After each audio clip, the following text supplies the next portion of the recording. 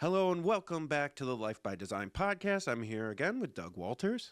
Hi, Jay. How are you? I'm fantastic. And today's topic is going to be fiduciaries. What are they? What does that mean? Why do I care? Etc. Excellent. Let's get into it.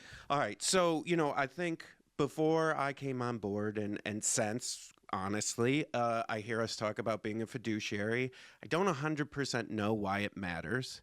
And every time I hear we're a fiduciary, we work in your best interest. And I'm always thinking, well, yeah, why wouldn't you?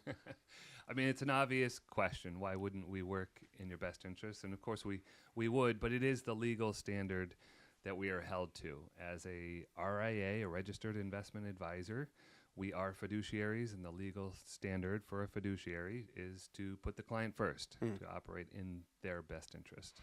Yeah, and to kind of break that down, so we are person first, product second, and then other investment firms who aren't fiduciaries, they're product first, person second, but they also have legal obligations as well. Right.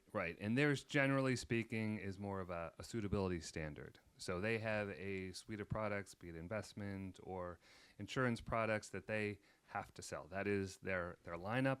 What they have to make sure is that the product they're selling you is suitable for you.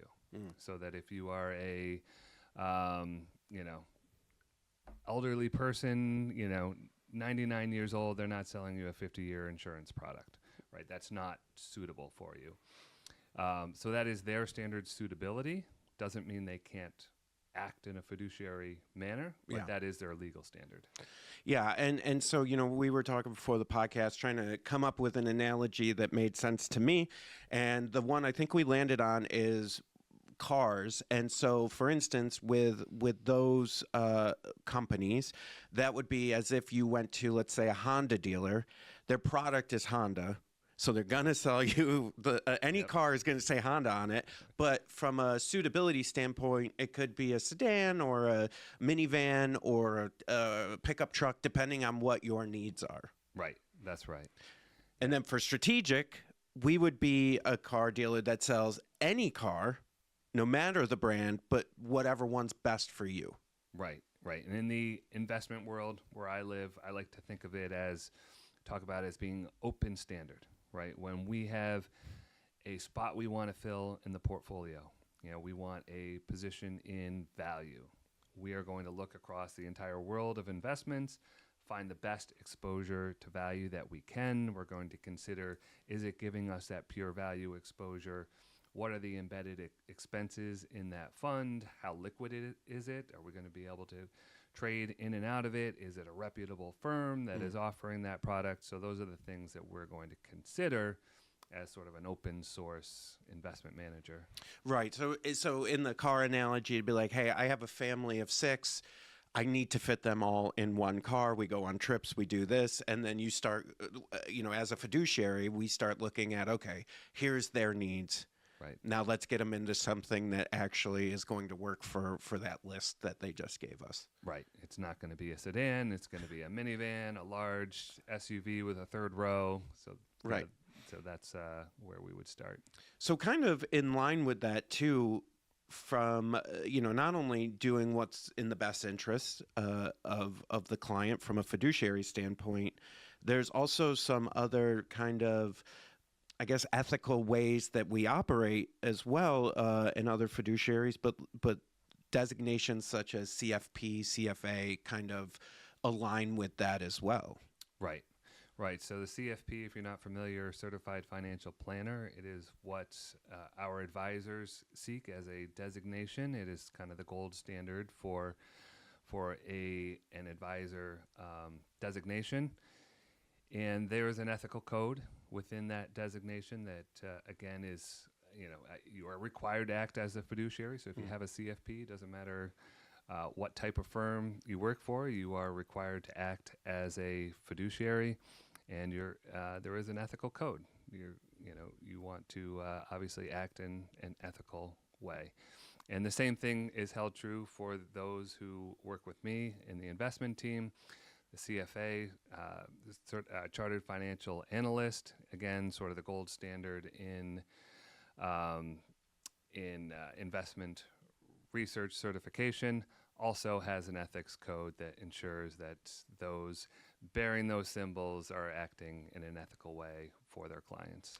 Yeah, and similar to other fields where you have a certification or a license or something like that, there's checkpoints on that too. Like, so every so often you have to do something to recertify or to keep it going. Right. Yes. There's an annual recertification. You have to attest that you have not been involved in any criminal activity or been charged with any illegal activity.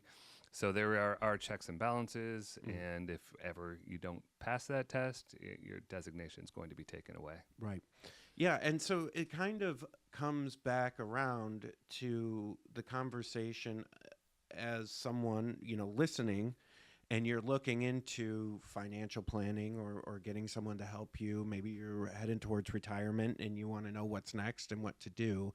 These are kind of the check boxes you want to look at for what's right for you, and saying, hey, do I want somebody? I don't know a lot, and I need somebody to just be looking out for me and my best interests. Right. Yeah. If you find a certified financial planner, CFA, that they have met certain standards, and not just in terms of ethics, but also in terms of competence. Yeah, right. Right. These are very rigorous programs, not easy to pass. So if you've attained those designations, you've got a certain amount of knowledge that you can pass on to that client. Yeah, I think that's a great point that maybe I want to reiterate, because I think we maybe missed that one a little bit.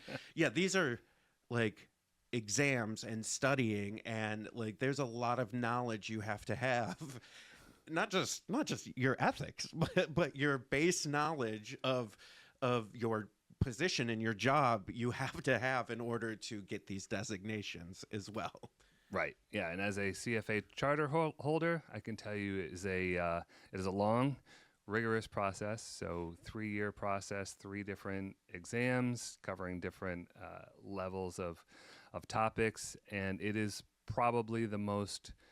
Not probably. It is the most rigorous program I have ever been a part of, and probably the hardest designation that I've ever achieved, for sure. And this is someone coming from an engineering background. Yes. Yeah. And I would say, too, it's for CFPs, it's similar. And, if you're following like our news or anyone who is celebrating on their LinkedIn, or there's an announcement that one of our advisors got their CFP, the reason why it's such a big deal is because it's very rigorous, very difficult to obtain. And so for someone to reach that standard is a huge deal. Yeah, it is as we say, a multi-year commitment, and typically one that's being achieved while you're working full time. Right. So yeah, it's a big time commitment. Some of it coming on your personal time. So the fact that anybody who has gained that designation really has put in the effort to be the best they can be in their industry. Yeah, and so I think as a recap here, when we see someone say fiduciary, someone say CFP, CFA, when we hear all these things, the number of things that go into that from a legality standpoint, an ethics standpoint, and then just pure knowledge standpoint, the reason you hear firms like ourselves reiterate these words and say these things is because it is a really big deal that for you as a client, that we have the knowledge, we have, we're ethically bound to do these things, and we're also legally bound to do these things. So just to have that kind of triple threat as a client, that's why we say them, so that you feel secure knowing that these are all true.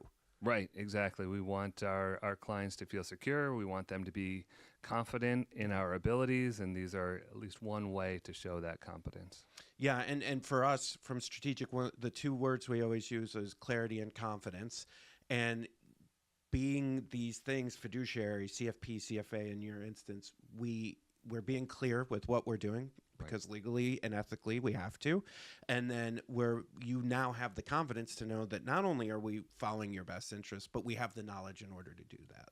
Right. Well said. Yeah. So, all right. Well, that is our conversation on fiduciary. I hope that for you at home who's listening, that like me that cleared it up, and that you can walk away from this podcast a little bit more clear and confident on what that all means. Yeah, nice job, Jay. Thanks, Doug.